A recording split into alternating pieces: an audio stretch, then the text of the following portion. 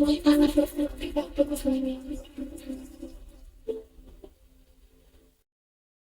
morning, good afternoon, good evening, and for some, depending on where you are when you are watching this, Happy New Year and welcome to 2026. My name is Kirsty Dignam. It is the 31st of December 2025 in the morning, and I'm here to, well, I don't know. That's the actual truth of it. The original plan for this video, a week or more, probably more, was to look at the energies next year and how to best navigate them. To do what I normally do on a Monday's musings, but expand that. The moment I have agreed in my consciousness and open to the potential of this, so much has changed. Last night at about 2 o'clock, well, this morning, about 2 o'clock in the morning, there was so much information coming through for the year ahead that earlier I could have kicked myself for not writing down or taking notes, for not preparing. But one of the emphases in my own meditation this morning was to recognize where we may lack trust in our own ability to expand and to connect to what we need in each moment, particularly in our need to prepare. Now, that's not to say that I won't look at the energies for the year ahead. I may not. I'm basically winging it as we go along, which feels very relevant. Although this is a 10-year, we are being prepared, even though it's a year ahead, right? We are being prepared to enter the 11-year. We are being encouraged to really raise our vibration. And that does include the angelic beings. So the whole going on a wing and a prayer feels incredibly important, particularly in the first month of January, because although we may feel as if we have solid, grounded foundations of where we're going, we can expect halfway through the month, I will get to the astrological importance of that in a moment, halfway through the month for things to literally go up into the air. Now, that doesn't mean that we can't plan. That doesn't mean that we can't have ambition and inspiration and drive, but to acknowledge where we are creating from this year as we go into the year of the One, the Wheel of Fortune, the Magi, the Fool. It's important to recognize the often underestimated fact that the magician is creating on a table of judgment. So to really look at where we're creating from, to really look at any views we have of that, particularly when it comes to parts of ourselves we may not like, parts of society we may not like, parts of life we may not like, and our desire to push them to one side, and the restrictive impact that can have on our own sacred co-creation, because actually that's what this year is about. Yes, it is a 1 number, but it's also a 10. So it's recognizing the one within us all. Anyway, I digress, although it does feel quite important to be able to go with the flow throughout the whole year. It's not that we can't make plans, but we must be open to where those plans may need us to go, to turn up and do something different, to have a foundation, of course, if that's what we need to remain grounded and to trust in our own ability, but to recognize in the scheme of co-creation, that can change at any moment.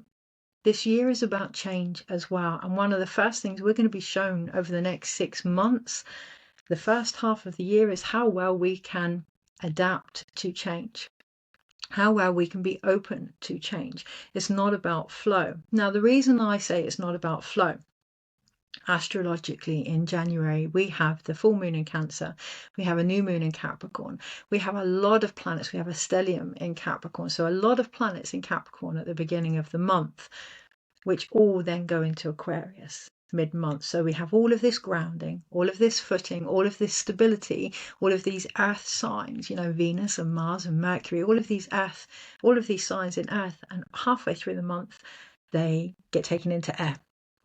So it can feel as if anything that we may have a grasp on, suddenly we haven't. Now, that is all preparing us to be able to not only cope with change, but work with it. Why? Well, I've written about this in a blog that's going to come out on Friday, on the 2nd. Why are we being prepared for this? It's really important to trust our ability to expand and hold all potentials, and from there decide upon which one we want to take forward, recognizing they're one and the same. On the 26th of January, Neptune goes into Aries. For the last 14 years, it's been in Pisces, which is why we've had that psychic sludge, right? It's why we've had that looking at the world from a different perspective, everything being turned upside down, Pachacuti, the Hanged Man, the awareness and the sensitivity and the intuition and the knowing rising, but also the shadow aspect of that collectively. Well, that's now going to move into Aries, which hasn't been there since, I think it was 1860. I did write the date in the blog. A long time.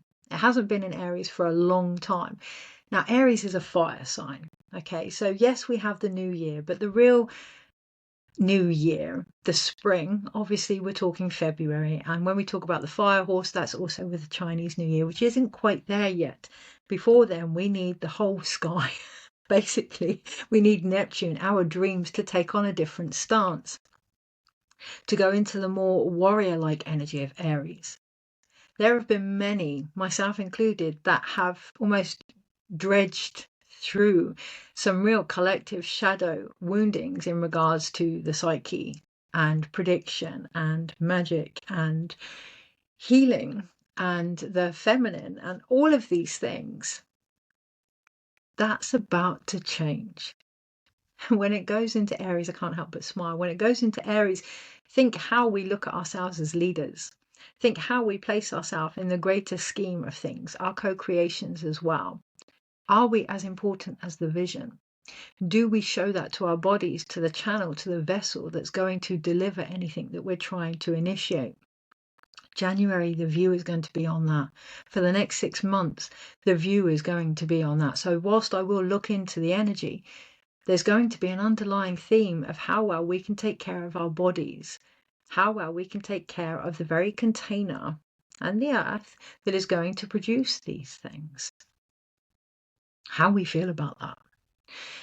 Okay, so with Neptune going into Aries, there's a lot coming through, right? With Neptune going into Aries, it's really important, being in Capricorn in January as well, to focus on one thing. One thing. What do they all have in common? And actually throughout the year, when things can get a little bit overwhelming, because they will, and I'll talk about the energy coming in, but they will get overwhelming. The information, the potential, the insights, the connections, thank you, the connections there are huge. When things get a bit overwhelming, what one thing needs your attention, needs your focus? This morning when I was connecting to the energy, some of the things that I wrote down, and we can have a multifaceted approach to this. We can write down ideas, we can have foundations, we can be open to what else wants to come in. One of the things that I wrote down was, how do we trust our own internal expansion? Where have we perhaps not connected to our highest vibration? What impact has that had on not only the view of ourselves, but the view of the world around us, particularly when it comes to spirituality? So yes, we can expect another large spiritual awakening. This is an ongoing process, right? But it isn't going to be anything that we've seen up until this point, because we haven't been capable of seeing it. There's been a lot of heart expansion. Over the December reset, there's been a lot of things that will never be the same. Now, that can be bodily changes, that can be relationships, that can be ways forward. Some people may take things that were once hobbies and turn them into soul missions as we go into 2026. Things are never going to be the same. And it's important, particularly on New Year's Eve, or as we go through that window, that portal into the next year, throughout January really, to reflect and debrief, so that we are not acting from circumstances that our soul has already evolved, giving our body chance to catch up with what our energy already knows, allowing that expansion. The other thing that I've written here is, we will find circles, particularly around the full moon, we will find circles coming back up. So we do have the other energy of the Wheel of Fortune. Okay, so we do have that circular energy. We will find things returning to be looked at again. And it's not about doing them differently. It's not about doing, this year I've put several things in my planner that have been in my planner for several years, and I can get really caught up in berating myself, or recognize that how I see them now is different. How willing I am to prioritize them is different. How I see myself in them is different. So it's not about doing things differently or doing something else, but perceiving what we're doing from a different, more integrated energy. And that doesn't mean pushing parts aside. One of the things we're going to find next year is a drive almost to not pick sides. It's bigger than that. It's going to be pick dimensions, pick earths, pick energies.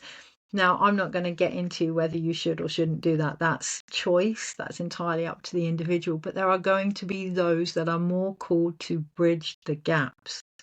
The gaps are going to get wider.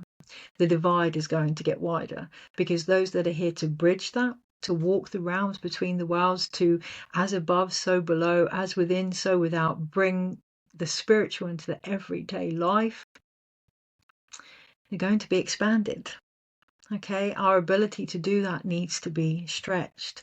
So whilst you may find certain people wanting to be in certain energies, and that's up to them, you may not be that person. You may find yourself almost torn, like an inner tension between higher energies and lower energies. Focus on the one in the middle, which is yourself. Always bring it back to this present moment. Why is that important?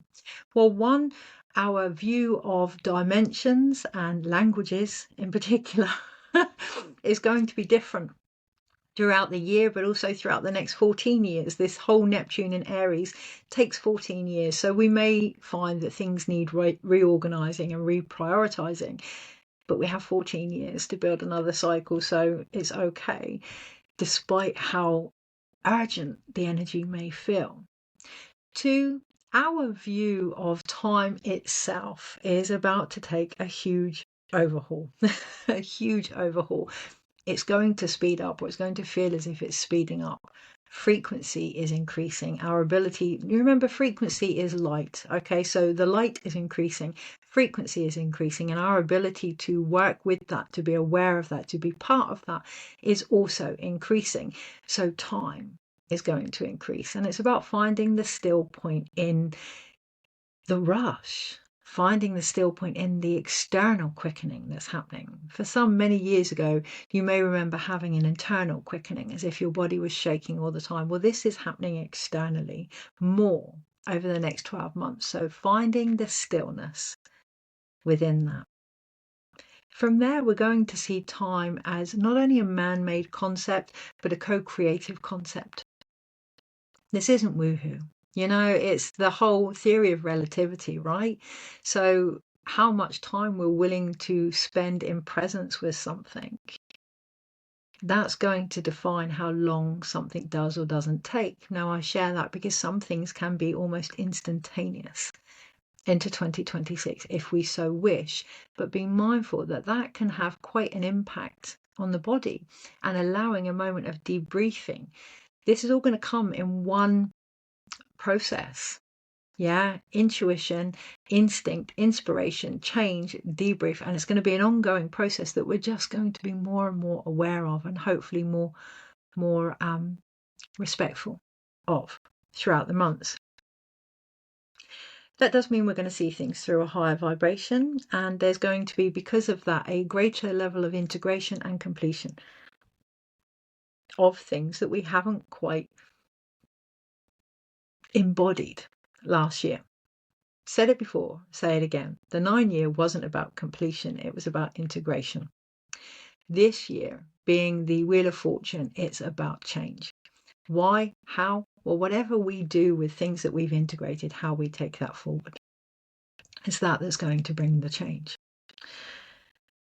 So let's look at the energy of this year. Okay, so we have the Fire Horse year. That doesn't start until February. Fire is a transformational energy of its own right, just by being what it is, which feels really important as we go into 2026. We also have the energy of the horse.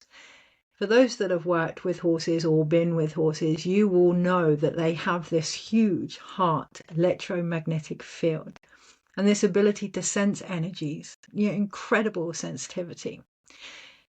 Imagine that tenfold over the next 12 months, and then see how important it is to care for your body while it goes through those upgrades, because it is upgrades. It is a huge leveling up. which means we may want to pick bits that we like and bits that we don't like. And when I was shown this earlier, I was shown a rainbow. You know, a rainbow doesn't get to pick just the red or just the purple. We have all these multifaceted parts of being human, right? The hues, the colors of who we are. When you're near a horse, if you're not in full integration with that, if you're not in your whole self, they will soon show you where you're not quite being who you are. So will this year. And it's not about huge shifts or changes or massive transformations, but just being present. Those that are around horses, that work with horses, that get to have the honor of being in their presence, will know in that herd mentality, which is so vital this year, that herd mentality, stillness, regulation, that is the transformation that we're looking for now, that balance and that harmony. Even though it's a 1 year, or perhaps because it's a 1 year, as above, so below, as within, so without, how important that is going to be in our own elemental magic, our own emotional awareness over the next 12 months, there are no words for. I can't help but smile. There are no words for. It's going to be incredibly, incredibly important. So I've talked about the divide and I've talked about the bridge. I was watching a film yesterday, National Treasure, and in it there was a scene, it was all about the Knights Templar, which I have a real affinity with anyway, and the Freemasons, which I have a history with, and throughout my family. And in it there was a scene where Nicolas Cage was looking up the Declaration of Independence. Upon that there was an oath. I can't remember the oath, but it was basically along the lines of, if you see something that isn't right and can change that, we have a responsibility to do so. Now, not everyone is going to feel that, and that's okay. It all comes down to choice this year. There's going to be almost two worlds of the one in everything and the one on its own. There is an invitation to bring both of those together, to be the leader of our own life within a co-creative situation. There is going to be that warrior-like energy. There is going to be that calling in many to bridge this gap now. There is, you know, if we were to hide magic and treasure and gifts, we wouldn't do it in the open. We would hide it in everyday situations. It's really, really important that we find that wisdom, that we find that treasure in our lives, in our day-to-day muggle magic. That we bridge that we take an oath to ourselves that anything that isn't right, if we can rectify it, we do so. Now that is linked to the Neptune in Aries energy. For some, for 14 years, there has been a wait, be with the flow, surrender, let things unfold. Those same individuals will be called this year, and the calling will get louder and quicker and more emotionally driven, emotive, to take what they have discovered, that stillness, that patience, that temperance, into situations of conflict and chaos and separation and divide, and be the medicine, be the bridge, heal the gap. To be the national treasures they came here to be. Okay, so the other thing, we've talked about doing things differently and resolutions to be based upon experience. Can you imagine in January if our New Year's resolutions, instead of being what we don't have, were actually built upon foundations of what we have gained, what we have experienced, and how we want to take them further? It would change the game. Okay, so what I'm saying here is not to be toxically grateful, but to recognize what you have done and build upon that, rather than what you haven't. Is going to change the game into 2026, because again, it's that whole magician's table of judgment. Okay, so when we think about the magician card in the tarot, there is, as I've mentioned before, there is a belief that the table that he works on is one of judgment. Okay, so all of the emotions, all the elements are placed upon that judgment. But also he has a snake around his sacral, which can really restrict our creative expression and response to a situation because of said judgments. So being very mindful of that, Where are your intentions set from? Are they self-improvement? Are they self-acceptance? Are they expansive? Are they restrictive? Do they trust, or are they constantly trying to understand and prepare? I've talked about the all and one energies. I've talked about planning and being open. So we are still in the old energies, and I've talked about time taking on a new understanding. I've spoke about Aries and Neptune and the January shift with everything being up in the air.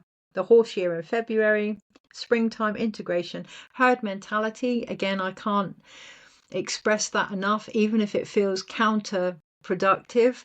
We are in a 1 year, but we're also in a 10 year. Okay, so we are, think about 10 of Pentacles, 10 of Cups, 10 of Swords, 10 of Wands, completion. Think about sharing. Think about not being overburdened. Think about full circle type energy here. I went to a wonderful networking event the other day, and there's a lot of things that I will do by donation, and that's not for a pat on the back. That's my way of restoring balance where I can. Because the truth of the matter is, whether we like it or not, whether we have a narrative behind it, whatever opinions we have on worth and prices, at the moment we are facing an economic crisis in many areas, and that is restricting people being able to get the support that they need. It's out there. That is, or at least the reality that I am seeing. For that reason, it has come to my attention. I'm doing something about it and doing voluntary stuff where and when I can. And I'm sharing this in the network meeting that I went to the other day. And, one of the things shamanically that I've tried to build upon is we are only as healthy as our community. We are only as rich as our community. We are only as evolved as our community. And that's the herd mentality that's going to take us into 2026 and help us integrate not just our own indifferences, but to bring that collective medicine and healing to, the collective. Yes, we are individual within the whole. Really recognizing that into 2026. Now, obviously, you get to decide what your community is. And one of the beautiful things with that, when we truly step into the vibration that we are here to work with, co-create with, the underlying foundations, shall we say, of our soul's mission here. Once we do that, we do start to connect to those of like minds, or those that may want to be of that mentality but need the support to feel safe enough to do that, to express that. 2026 is going to see a real emergence of tribe celebrations coming together, new arrivals to tribes, but also a return of tribal figures and families to certain circumstances that we may not have even thought about. You may see collaborations coming together that, I say you hadn't expected, but were ready for, shall we say.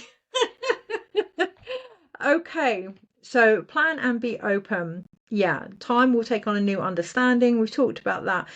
Something I want to talk about is the whole be in the earth but not of it mentality. There's a real difference between witnessing and disassociation, and we're going to come up against that over the next 6 months. Hopefully by mid-year we would have kind of come to some kind of completion with our own wounding around that, particularly spiritually. And it's a residue left over from this 14-year having to go with the flow type energy. It's still the shadow aspect of how we see spirituality. We are all connected. There is no getting away from that, including to the earth. I was watching all the different celebrations of the new year, of the festive season, and I love how all the religions come together. Underneath them all, I love how all the old religions are still rooted in many of the celebrations, like Christmas trees and holly and ivy and, the lights on the trees and all that kind of thing. There's an amalgamation of beliefs that works.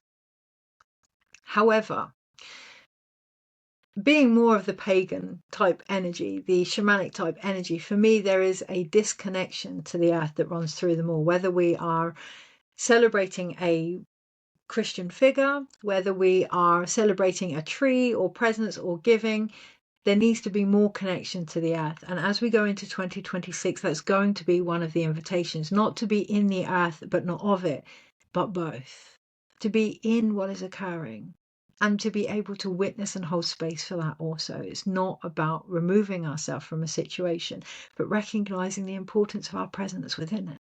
We all bring different things to the table, and that's really important to acknowledge as we go into 2026. So I've talked about it's not about picking dimensions or earths. We've talked about fire transformation being what it is, heart-led expansion, freedom of expression. To look at where we need our need to understand has limited the beauty of our experiencing. Wisdom and experience is going to take on a whole new level into 2026. We may really see where not only we could add more to the table, where we need to seek less, but come forward with what we already know, but to trust that, to acknowledge that actually the further learning comes from experiencing that and sharing that wisdom. At the bottom here, I have put some things will never be the same.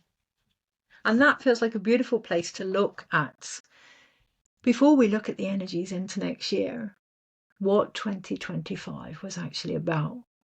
Because for many, yes, 2026 is going to be about change, but 2025 already had a lot of the work in it, a lot of the shifts in it, and 2026 will be about our ability to receive that change, to embody that change, to integrate that change, to live that change. So let's do a reading to look at what 2025 was all about.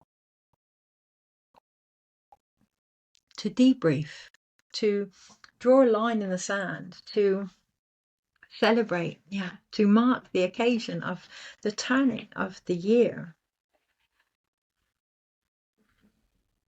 If you do anything today with New Year's Eve, I've seen a few posts on Facebook that there are, tonight you can see the seven sisters, the stars, the seven sisters in line with the moon. And you're really going to be able to visualize that.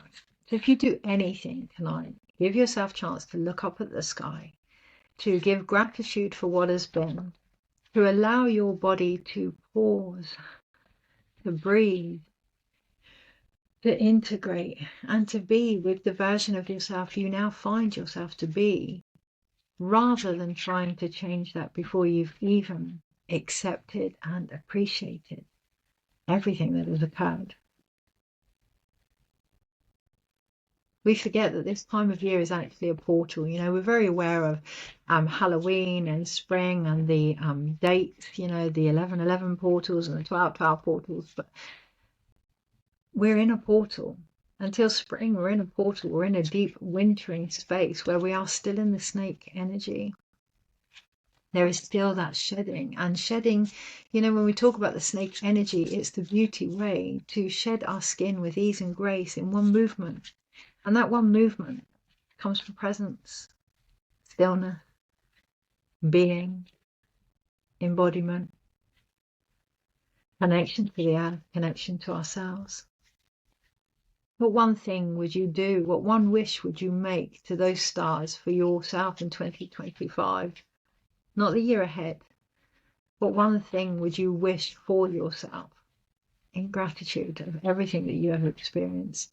Okay, so 2025. Let us know how you want us to celebrate you. What were you about? What can we take forward as a result? Let's have a soul healing reading. Soul healing, soul reading. Well, we have the Two of Wands at the bottom. And when I look at this card, what I see is our ability to create the world we choose to wish, we choose to live in, we choose to wish for. 2025 was about that. It was about recognizing our power to do so. It was the pause before the necessary changes. Okay, so, yeah. I do want to put that there. And we'll have that there. Okay. So to the side of the soul reading, we have the Eight of Swords. Part of the psychic sludge that came over the 14 years with Neptune and Pisces was really about recognizing where we were imprisoning our own mentality and view of ourselves. Sometimes conveniently, sometimes knowingly, sometimes unknowingly, sometimes from a victim mentality, sometimes from a not wanting to have the responsibility of all the changes that needed to happen, sometimes from a need of trust. But it was all about mastering our own mindset and reality in 2025. At the center of the year, we have the King of Pentacles. What abundance? What was abundance to us in 2025? Did we share that? Did we restrict that? Did we create with that? Did we work with that? Did we appreciate that? For some, 2025 was about really recognizing the stability that we have in our life that we may not have given priority to, whether that's our health, our family, our relationships, our work, our home, our connection to the earth, our drive, our action. How comfortable we felt in who we were and the abundance that that could bring. And the impact that that had on our actions. Can we take that forward? Can we take the richness of being our full, authentic self forward? This isn't about approval or likes or follows or recognition even. This is about integrity and the richness that that brings. Ancestrally, 2025 was about acknowledging the gifts that come from the heart. Those true wisdom-based experiences that connect us to something deeper, particularly when we were uncertain, the people that were there, the situations that we could rely on from an emotional level. To go from our heart, our head to our heart in 2025. To learn how to receive for some in 2025, myself included, which is why I'm smiling. To trust our actions in the times of the unknown. What came to light in 2025? Well, we have the Four of Cups. The recognition that some things just weren't enough. That some things we were done with. That some things, no matter what angle we looked at them or how we tried to achieve them differently, no longer sustained us. That it was all about opening ourselves up to something new. Not externally. Of course, it will come in external reactions and in external provisions, but to open ourselves up on a heart level, fuller, to expand in order to receive something different. Have we done that? Can we take that forward into 2026? The healing that came through in regards to our own physical body and our connection in the earth is the Six of Wands here. I love this card because this particular character is actually in a wheelchair, so seen as disabled, and yet the healing and triumph and victory that can come from those situations we really didn't think we would be able to navigate, those situations we really felt at a loss, or that we didn't have everything that we needed. Look how far we have come with them. Look how much we have moved forward with them. Can we recognize that within ourselves? Or is it our lack of perception, the experiences that we've gained, the inability to appreciate and celebrate them that is actually disabling us? In the West, the thing that we needed to almost let go, or rather integrate, was the Six of Pentacles, balance, harmony. What we give out, we receive. The irony of life, the reciprocity of life, the recognition of our own value. How have we got on with that as we go into 2026? Well, the guidance here as we go over the next 12 months is to take forward any abundance that we have gained from opening our heart and receiving our gifts. any truth that has come from wanting more, and allowing that to guide us forward now, not to restrict us. To recognize that balance and harmony is an ongoing process. As we grow, so too we will seek more. As we give more, so too we will grow. To acknowledge our own mental attitude towards this. To look at where we have expanded the views and perhaps where we may still need to. The encouragement of 2025 is to actually pause as we go through to 2026, to look at the world we find ourselves in, to sense into the one that we want to be part of, and to bridge the difference, starting with ourselves. So, is there anything else with that? Well, I was going to do a prediction into the months ahead as a month by month example of the Monday's musings, but unless we can recognize the importance, I will do it. I will do one word for every month. Unless we can recognize the importance of our own energy and the co-creation within that and our perspective, we are only going to get so far with looking into what the future holds, because we're here to create it. So I will pull a card for every month and give one word for the energy. For several reasons. One, it's very important we start to fine tune and hone our communication. The information coming in is going to be so multifaceted that we're going to get lost otherwise. So to remain streamlined and direct, that is the energy of the magician. It is also important to acknowledge that whatever we discover, we do something about. Now that could be in our own integration or steps forward, but that's where the change comes from. So we receive, we act, we then start anew. The other energy that we have this year is the Fool and the Sun card. We then start anew. We allow the light that has come from anything we've discovered, anything we've acted on, to create joy and transformation and harmony and balance and magic. It doesn't need complicating, it needs remembering from within us all. Okay, so one word, one card, 1 month. I see Hansel and Gretel, I see breadcrumbs. This year is all about, leading us home to who we've always been and who we came here to be.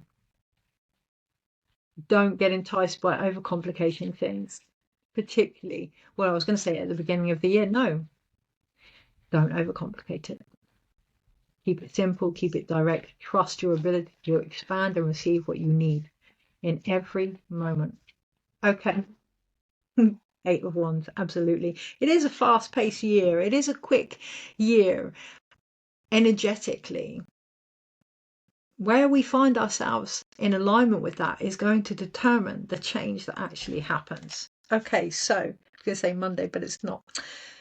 January, February, March, April, May, June, July, August, September, October. That's as far as I can go with the space that I have in front of me, and that feels quite important. Throughout, from now until October, go as far as you can with the space that you have. One of the things I'm writing about for January is to do what we can, or give what we can, January. Do the best that you can with what you have in front of you, particularly over the first 6 months, because things are going to change at the drop of a hat, the drop of a magician's hat. Things are going to change because it's our ability to cope and adapt with that, to keep on our feet with that. Almost like a boxer type energy then, but to keep on our feet with that is going to create the greatest shifts, not in our actions, but how well we believe in ourselves. How well we believe in ourselves. It's that poem that reminds me of those that keep their heads in, I think it's a Kipling poem, I can't remember, but I'll find it and I'll put it in the comments. How well we can be, how emotionally regulated we can be in the chaos that is creation and life. It's that that's going to bring the biggest shifts in our own view of ourselves. So January, we have the Five of Swords. One word. I want one word. I mean, I can look at this card and I see almost like alien-like figures behind her, and she's torn and she's tattered and she's carrying forward, the things that she has gathered and discovered. And there's two swords in the ground here. She's barefoot. She's confused. I say she's confused. She's not confused at all. That's the word that I've given the description of this energy in January. January, despite how it may seem, despite how uncertain things may be, or, particularly Blue Monday, and, we're all that little bit tighter. The purse strings are normally that little bit tighter in January. January, despite the hardship, there's direction. There's clarity, mental clarity, but the one word for January, direction. February, I wanted to say Tuesday, so don't be surprised if this doesn't weave itself into the first week of January as well as the 8 months. Yes, okay, so for the first 8 days of January, be mindful, take a note of any direction you're given. These words that come up, take a note of them in the first 8 days of January, because from now until October, they're going to be the theme. Which is nice, isn't it? We don't have to complicate things. We don't have to look so far ahead. We can be in the present moment and recognize that that's going to have an ongoing impact into the months ahead. We don't have to try so hard. And that's what I'm feeling in February with the Queen of Cups. She's relaxed. She's very alluring. She's very sensual here, but she's very relaxed. And in the cup, there is a beautiful blossoming of a lotus flower. She's very curvaceous. She's showing a bit of thigh here. She's a little bit seductive. These cards are the Unfolding Path Tarot by Athene Noctua. Beautiful, beautiful tarot deck. Absolutely beautiful tarot deck. But yeah, February, very alluring, very seductive, very enticing. My initial reaction to the energy of February was to not try so hard. It's not flow, it's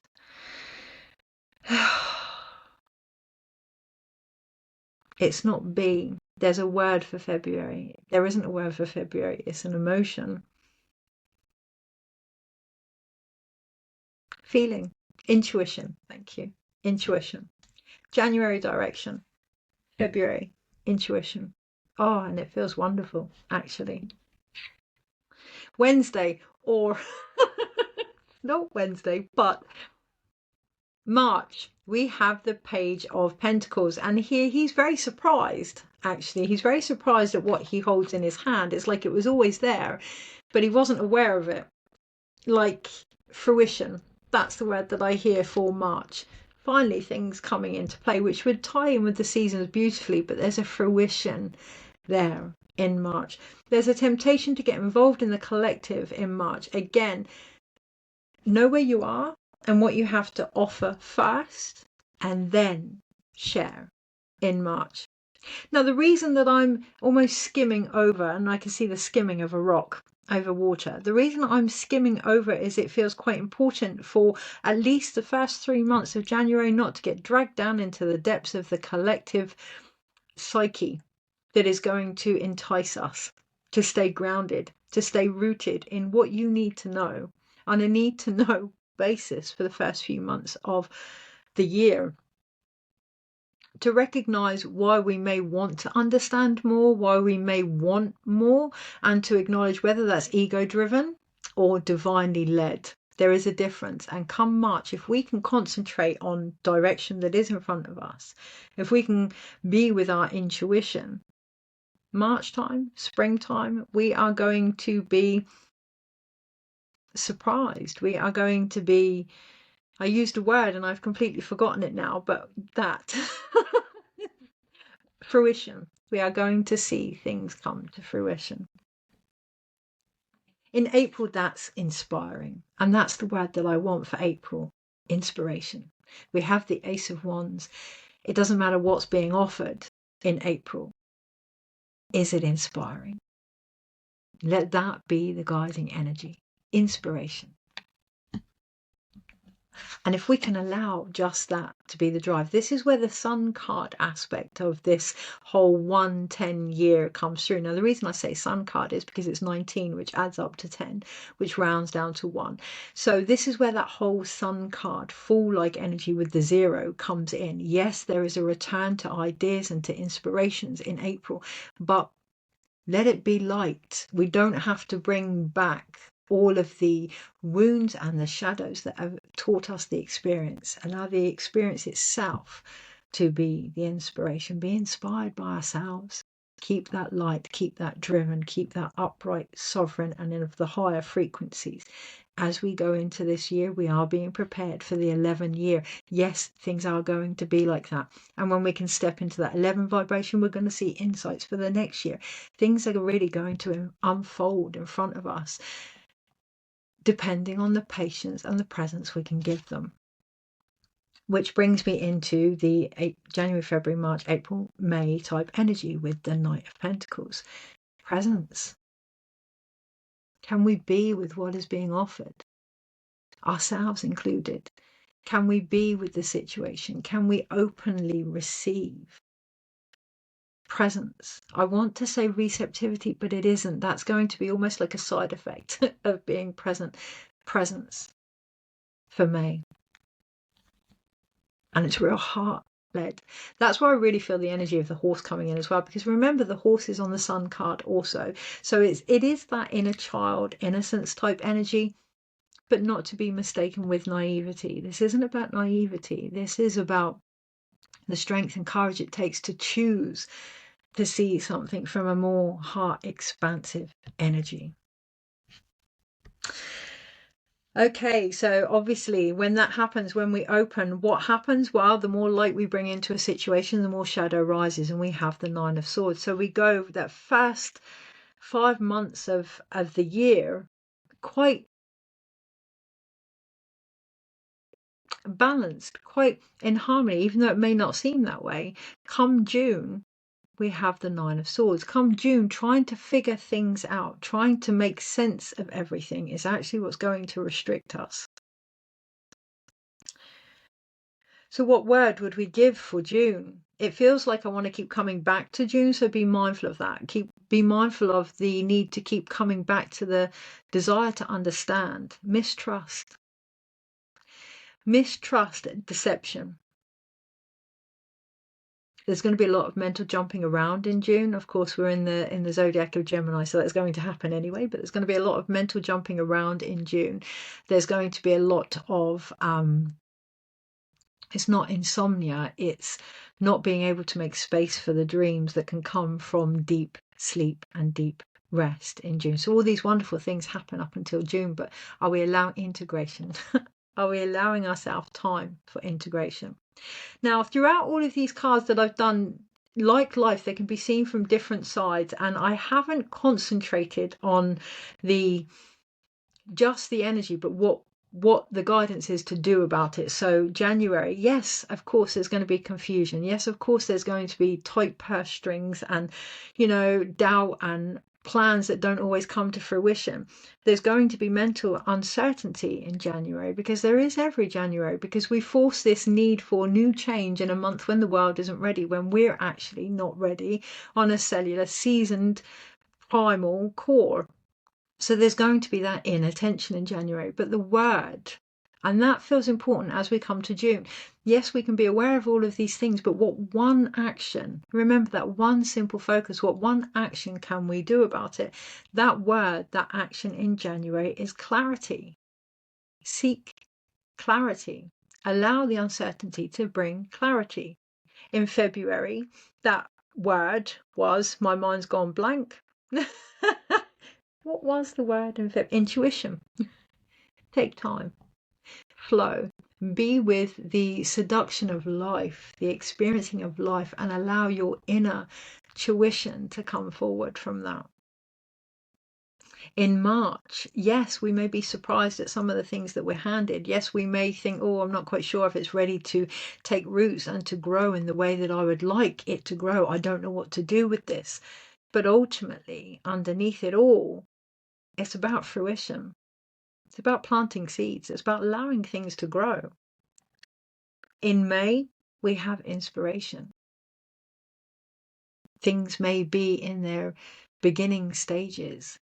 We may want more information in May, but the only information that we're being guided to actually really connect to is whether or not it inspires us. Can we trust that for the lightning bolt that comes down through the magician? Can we trust that Heyoka energy, or will we continue to question it and the trickery behind it of our own mind that needs to understand it? In May, presence with what is being offered, presence with our heart, presence with our feelings, presence with our gifts. May, we may find a lot of people, again, taking their hobby into a soul mission. Can we be with how that may be received? Because come June, yeah, there is a need to go back over things. They need to understand things, and it's good, even though it may feel mentally like a mental anguish or a mental deception. It's an opportunity to integrate in June. We're nearly halfway through the year, right? So it's an opportunity to integrate with the solstice in particular. So it feels quite important to maybe do some kind of ceremony with the solstice. In July, we have the Knight of Pentacles. We have all of those inspiring ideas. That thing that popped into our hand that we weren't sure of in March becomes a possession, something we want to protect, something we want to be loyal to, a business. So this character has gone from being shocked to actually quite driven now. Yes, I've planted those seeds. In July, yes, I'm starting to see them grow. Yes, this is what I'm taking forward. It almost looks like she has a CV under her arm, or a record of achievement almost under her arm. The word that I hear is completion. And it feels important to stay with what you know in July, or to return. God, I'm just thinking of some of the dreams I've been having over the last few weeks. Actually, no, they've been dreams that my husband has been having. Be very aware in July in particular, your dreams may relate to other people's, but they may not be the same. Really stand in what's right for you. Return to what inspires you, to what drives you, to what connects you, to what you're proud of, to what you have gained, to what you have achieved, and let that help you reach completion. In August, we have the Six of Cups. It feels really important to take time in August to smell the flowers, to balance the transitions that have happened. It's not integration. It's not completion. And I feel quite rushed because this video will probably be a two-part, because I don't think my computer does more than an hour. So patience in August. Feel that. Trust the timing. It's like a kid in a sweet shop. So much is there. So much potential is there in August. Wanting it all. Nurturing each moment. Having patience. There is time. Enjoy. In September, we have growth. That is the word that I want for September. It doesn't matter how you see how these things have happened. It doesn't matter what you've put into it. It doesn't matter the endurance, the hard work, the stages, the outcome. Growth. Have you grown? Has the situation grown? Has what you offer grown? Is growth still available? Growth is the key word in September. Now I hear harvest. What is harvest if not growth? What are we harvesting? What have we gained? Remember, with the sunflower in particular, whatever you plant is going to come from what you have grown. September is a real good opportunity to look at what we're going to take forward. But first, recognizing what has grown. October, we have the Seven of Wands, and there is a real driven, it's very Kali-like energy. I'm not surprised because it's October. We're preparing for the release. We're preparing for the transformation. Throughout the year, yes, there's changes, but we may feel as if nothing big has really initiated itself from within until October, because that's when we step into the more death-like energy as we're going into Scorpio season, as we're in Halloween season. We are embodying the warrior we came here to be. We have taken the Two of Wands from 2025, and we're going to use that to elevate us forward. Everything we've been waiting for the year before in October starts to really come forward with more passion and drive. And this character I actually see as the horse now. We become, cliche as it sounds, that transformation. And that's the word I want to add for October. Yes, it can be a bit defensive. It can be a bit aggressive if we're not careful, particularly if we feel like we're being attacked. But ultimately, it's about transformation. Where is that transformation within us? When we stand in that, 9 times out of 10, that's the energy that actually just needed to take us forward throughout the whole year. Okay, so I'm going to put them to one side because it feels like come October, there's a big shift. There's a big shift as we look into the last 2 months. And it feels as if November and December hasn't yet been decided. Now, obviously, all energy hasn't been decided completely until we add our part to it. There are some things that are written, but how they play out depends on our own reaction to them. But November and December, it really feels as if there's a void at the moment. Okay.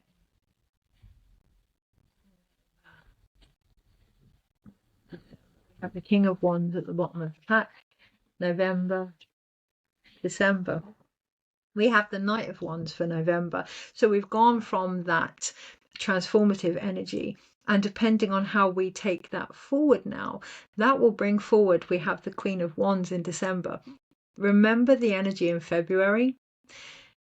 How we react in November is going to determine just how physically embodied the intuition we had in February will be.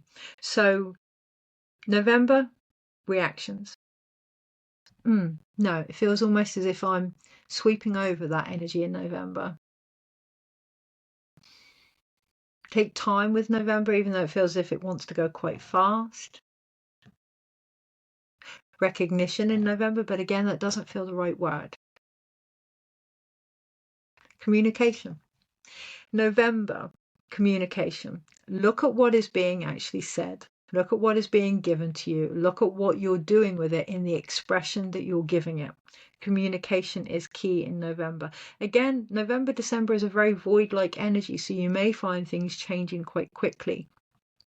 You may find yourself changing your mind in November, but recognize everything that happens, every step that you take, every shift that you make is part of creating what November is going to be about. It's communication with the earth. It's co-communication with yourself, your higher self, and the situations around you. You are creating, seeing communication for the creation that it is, the soul's expression that it is in November. In December, we take that intuition that we gained in February forward. It becomes more than just a seduction. The ideas that we received in February, they become more than just an insight or something that we'd like to play with or be allured by. This becomes a forthright. We have the King of Wands underneath, a forthright embodiment. That was the word that first came to me for December, embodiment of the feminine that's now necessary to take forward that creative spiritual power into the 11th year. Throughout the whole year, how we can be with our bodies and our emotions and our intuition and our feminine, particularly by February, that's going to dictate the powerful energy and frequency that can come through us. But we're going to be made very clear of that by the end of the year. Even though things will never be the same from 2025, they will never be the same at the end of this year either. How we communicate and embody the changes will be what defines how we see them, how we create them, and the impact that they have, not only on us, but the world around us. Have the most magical 2025 celebrations into 2026. And I will see you as normal on Monday, the 5th of January, with the Monday's Musings. Take care. Celebrate you. Don't forget to look up at the Seven Sisters if you get chance to really look at the Seven Sisters are all about time and love and connection and wisdom. Take a moment, breathe, raise a glass to yourself, debrief, and allow the transitions that need to occur to do so in each and every second. See you next year. Take care.